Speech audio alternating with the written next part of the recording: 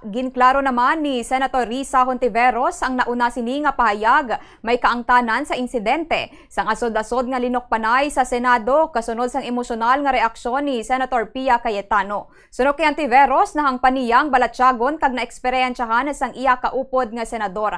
Apang ginpunto sini nga lain ang paghangop ni Senator Pia Cayetano sa iya nga pahayag bangod suno sa iya wala ini nagpabutyag sang iya personal nga nabatyagan apang kunano ang institusyonal nga tindog sang Senado sa karon matapos ang insidente. Suno pa kay Hontiveros nga balido ang nabatyagan sang senador apang bilang mga opisyal sang gobyerno. Kinahanglan nila nga obrahon ang ila katungdanan sa pagsunod sang mandato sang Senado. Don't doubt, Mr. President, the leadership's personal distress over what transpired. However, when I stated that it feels now as